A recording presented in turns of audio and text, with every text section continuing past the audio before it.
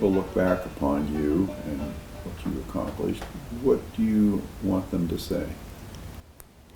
Probably that she wasn't afraid to go with her gut. Yeah.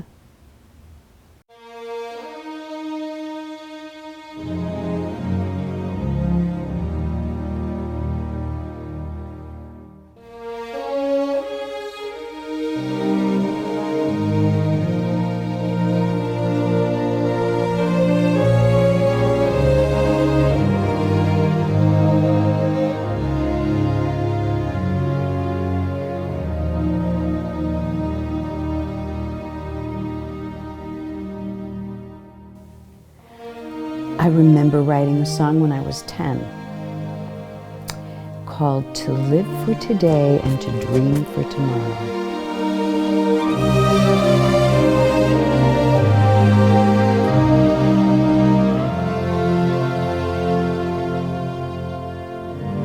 And I don't write things and I don't perform unless I have something to say. I never made promises lightly. There have been some that I've broken, but I swear in the days to left, we will walk in fields of gold. We will walk in fields of gold. I started playing guitar probably 4th, 5th grade. And that was one of my best friends. No, I take that back. I started with ukulele when I was 5. And then my parents, we all had to play piano. And I sat at the piano and stared at a clock until I was done practicing. I hated playing the piano. I much preferred being outside playing kickball with all the other kids.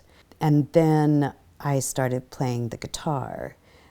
Simon and Garfunkel came out, and so here you are with folk music. It was perfect.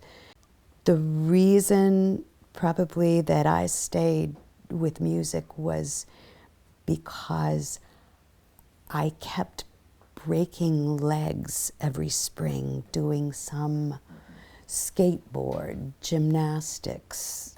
And so there I was, I couldn't go outside, I couldn't play with everybody, so I sort of made lemonade out of lemons.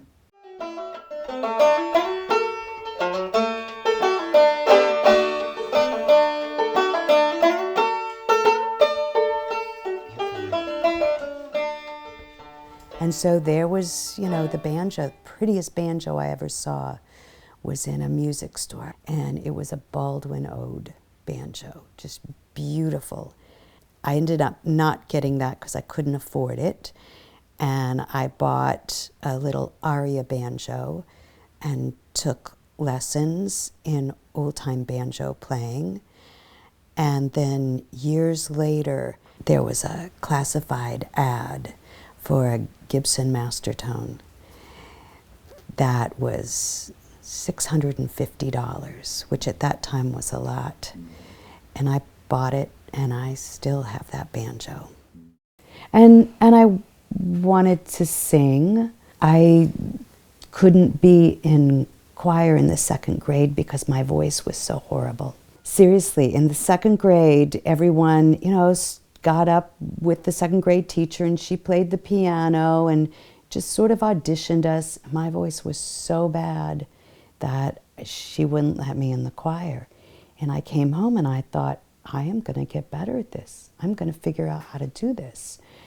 I will say that that spiritual inspiration gets thrown by the wayside with a challenge. If I challenge myself to do something, it gets to be winning the challenge that I've presented to myself. So I listened to Dinah Shore and Buttons and Bows over and over again, and I started recording my voice because I felt that if I could hear what I was doing, better, I'd be able to change it. So then I had to figure out how I could hear my voice from within. Like when I really hit a good note, it feels like flying. I realized this is the instrument I have. I can't trade it in. I'm going to have to figure out what makes this tick. And what I found out, just in terms of singing, was that you can't sing from chest level up. I have to sing from toenail level and bring it through, and it's really core. It's a workout. It's a workout to sing. We walking fields of gold.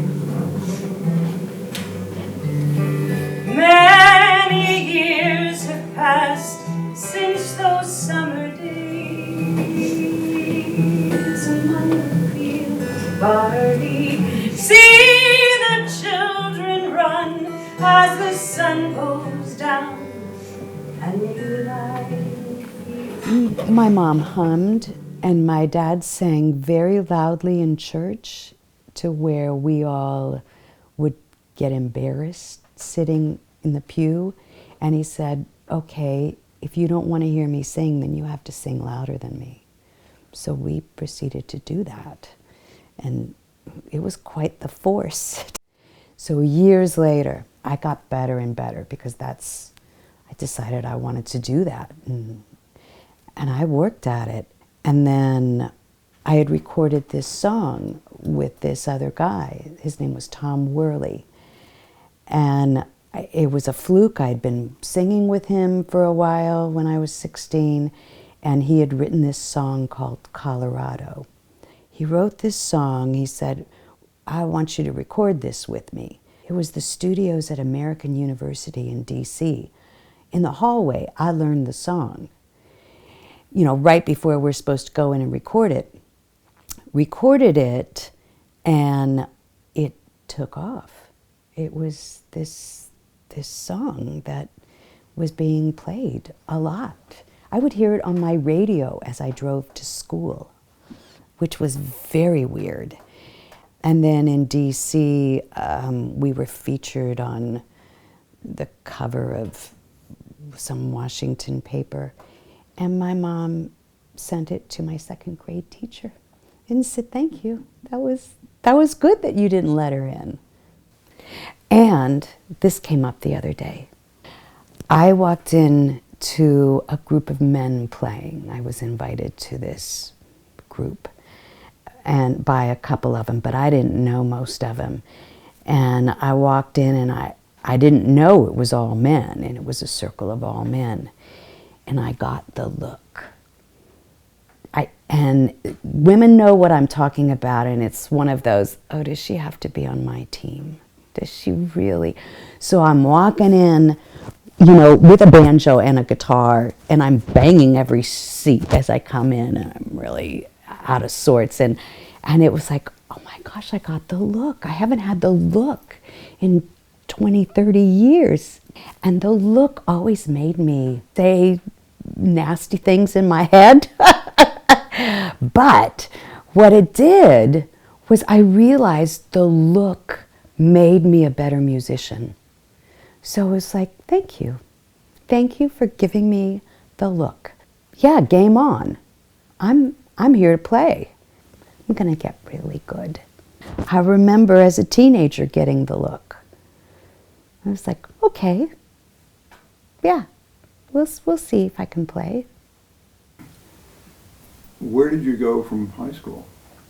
Then I went to George Mason, music theory and composition, but it didn't have what I needed. So I ended up going to William and Mary and classical music theory and composition, because the theory part of writing seemed to be this mysterious thing that I couldn't get people to really explain to me. And it was almost as if, oh, don't worry your pretty little head about that. You know, you just be the cute little singer, and that's your role. And I wasn't happy having that as just my role. So I did composition and theory, which was more, it was a lot like a math class. It was good for my brain. You could see how things came together, and it got to where I could write without a piano, just at a kitchen table, and see and hear the harmonies and see what I was doing. I majored in piano, which a lot of people don't know. I majored in piano because that's such a great tool for theory. The keys are right there. It's a visual, you can see it. Yeah, I always sit at the piano to write because it gives me that visual, not only an audio, but there's an E flat. Probably my takeaway from my dad is build a tool shed and get these tools, because you don't know when you're going to need them. So here's theory. Composition, you can't say that people really teach you to compose. I got more theory out of it because I wanted to compose and I wanted to see my way around. I did stretch a lot, rules, classical theory rules with my professors. I've experienced your performing, and I've experienced you as a person, and it's not the same person that I experience. No. And I think that separation is good for me, to say, here is who I am, but this is what I do. And what I do is not necessarily who I am. There was one thing about writing. There is a separation there. Yes, somehow I became this conduit for some idea, and then by association and my own experiences, I have to be able to produce this. But it's not about me. It's about it. I know that in terms of writing, I don't like to type. I'd rather save my hands for an instrument. So when I work on a musical, on a story, I don't sit down to write until I know every bit of it. Like Spellbound, the second musical I wrote, that's the first draft. That's published. I just sat down and wrote it. I've been thinking about it for 20 years, but it wasn't until I got a couple key pieces to the puzzle that it was just, oh, there you are. You're right there. It's my favorite word. Your favorite word? You mean? Yes.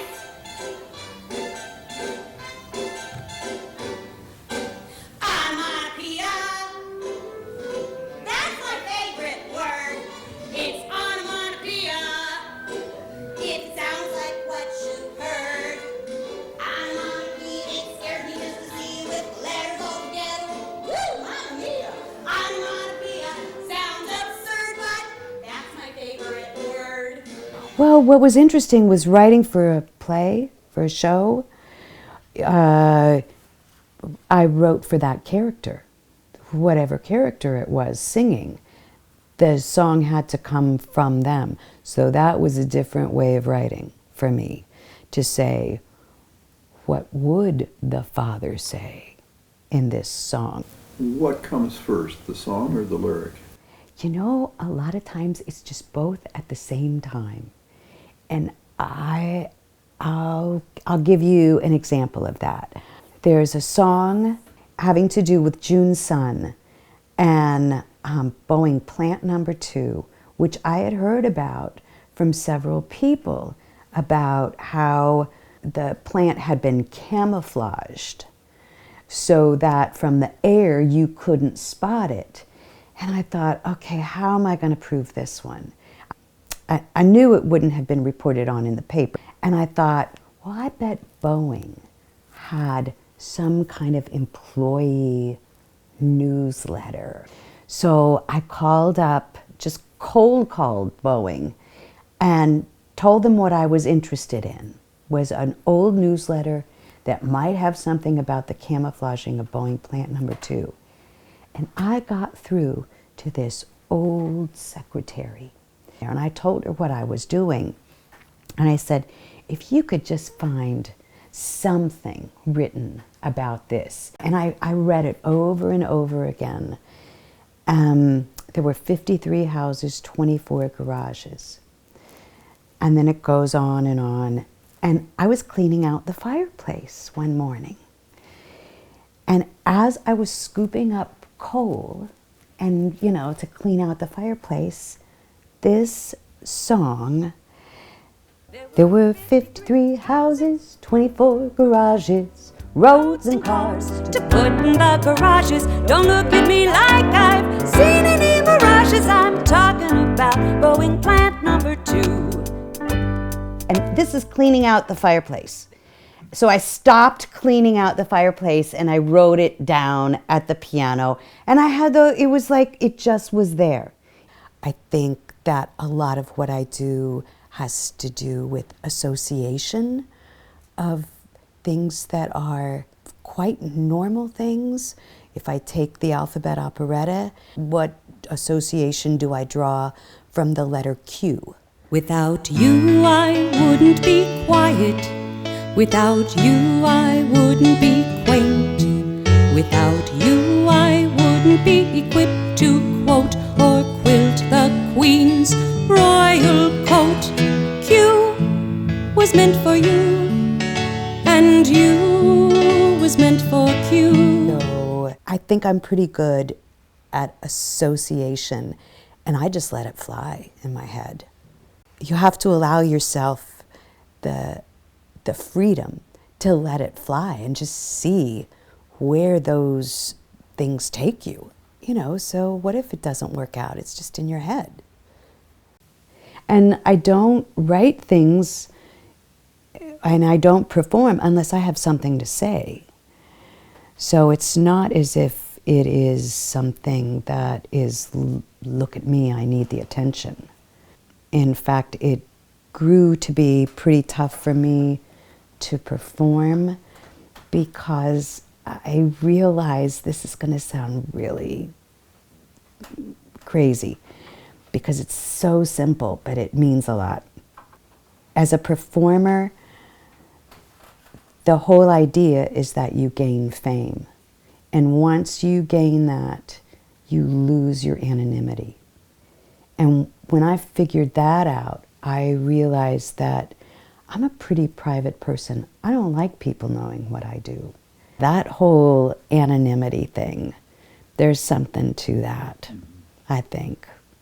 So performing, especially then when you have young children, late nights do not work well for young children, and it was too important to just be around them and figure out some other means of doing music or creating. So writing was a good thing. I could do it, you know, anytime. Where does an idea come from? They come from totally different places depending on what I'm working on.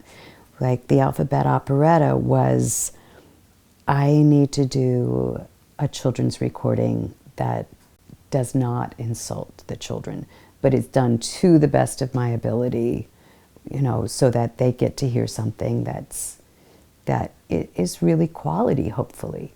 And June's Son came, I was working on a song. I was sitting at the table in the kitchen working on a song that started out, some thought our conversations were one-sided. She did win arguments almost every time. Her baby's name was Peg, mine was Alice. When we weren't mommies, we were skipping rope to rhyme. So it was about two young girls. And I thought, well, so then what happens? Maybe they should be separated. Maybe why Why would they be separated? And I just started, thinking, oh, well, one moved away. Well, they did this. Well, they did that. And then I thought, well, what if one was Japanese American? And she had to leave. She had to leave. And I had heard a little bit about it, but I didn't know that much about it. So really, June's son was researching that song. And what I found was that there was a lot more than one song in June's son. So never written a theater piece before, never wanted to write a theater piece before, really, had no reason to. But June's son, once I started researching, I'm a very good researcher. I may not be a very good writer, but I'm a really fine researcher. I'm a dog with a bone. And I realized that if I had any inkling of doing something with this, I had to do it soon, because the people that were there to interview were older and they were dying. And I came up with a certain set of rules that I had for writing it.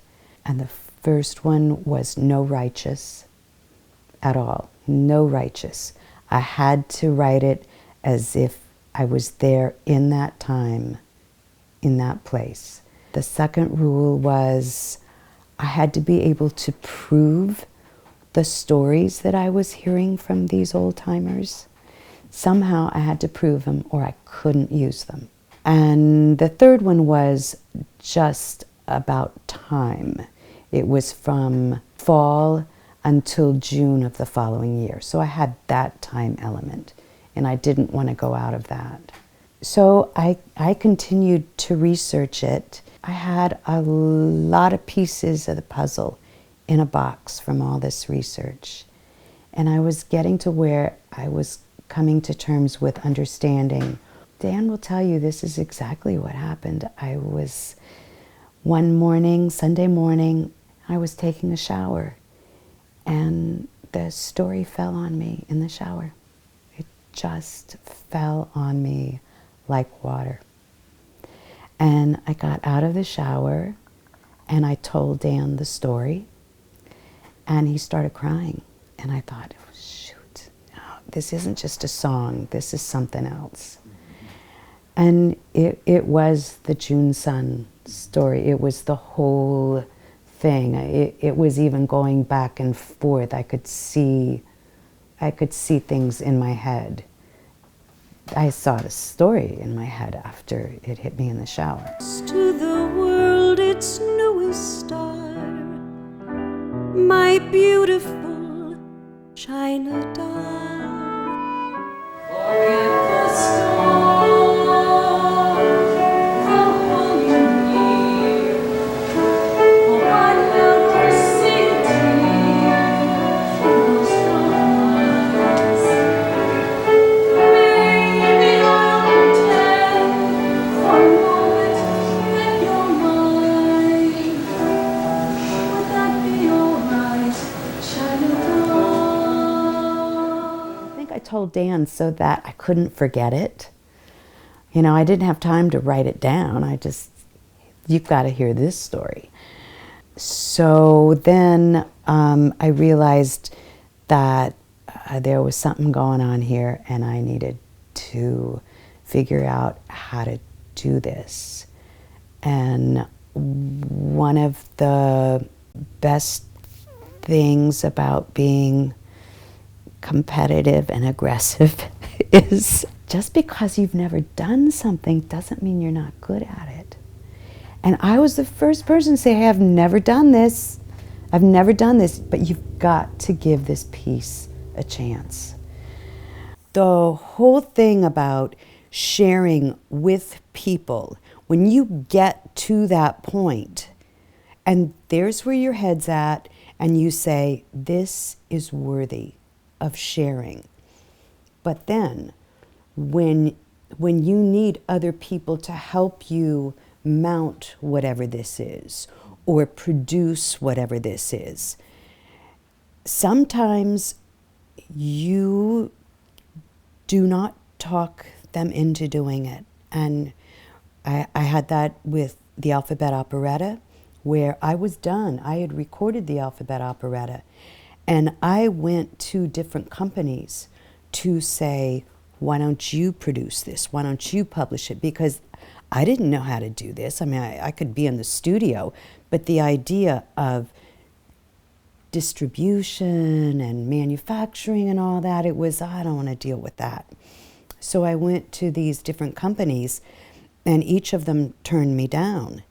And then it became, am I going to put my money where my mouth is? Obviously you believe in it, or you wouldn't have done it.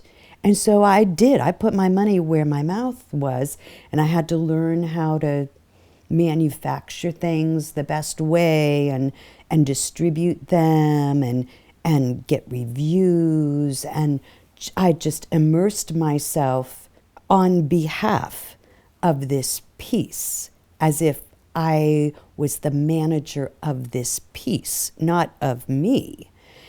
And that paid out quite well. That was just, okay, I'm glad I did this. Same with June Sun.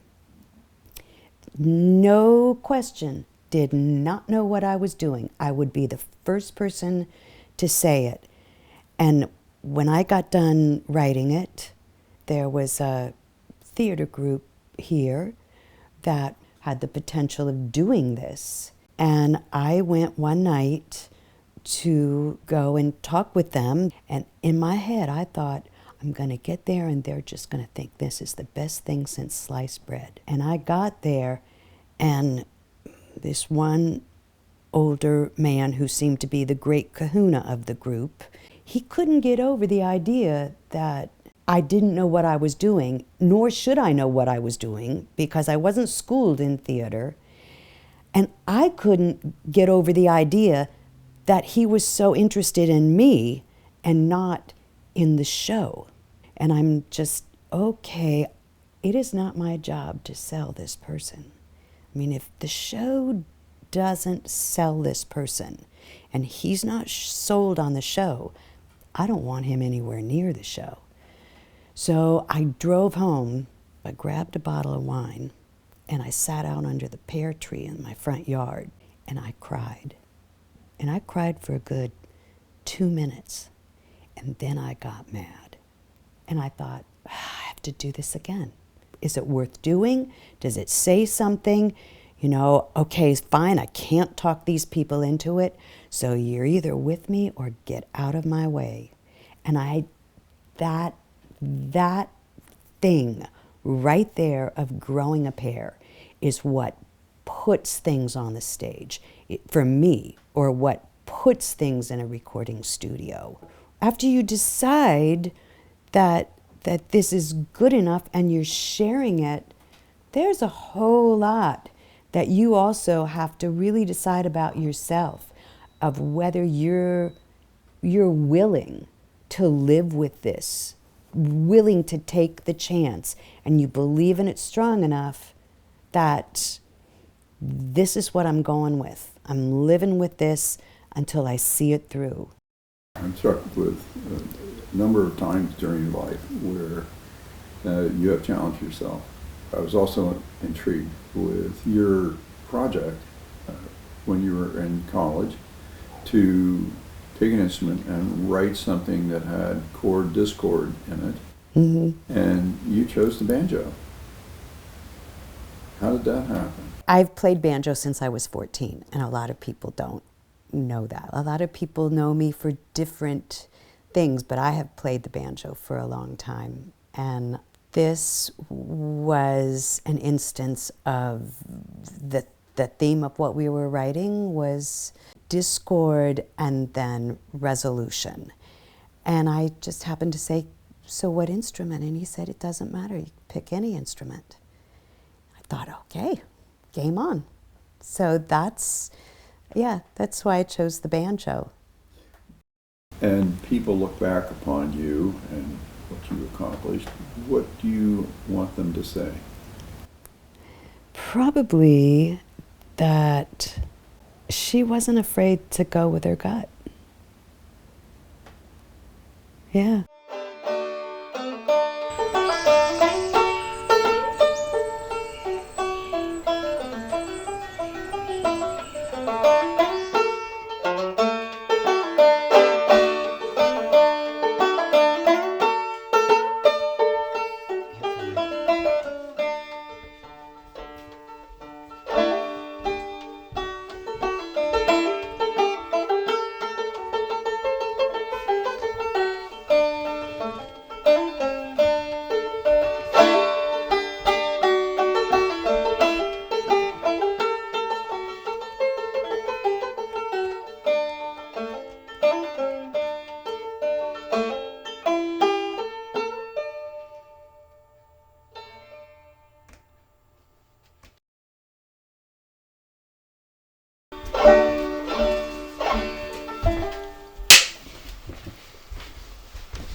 So I'm going to tell you about this. I needed to sit for my own sanity, I think, and write a piece just in order to almost get my own process of how I do this. And this is an instrumental piece. It's done in a traditional banjo / fiddle way. And I picked up my banjo, and this double C tuning is actually one of my favorite tunings, so I tuned it to that. And I realized this year I've been playing banjo for just about 50 years,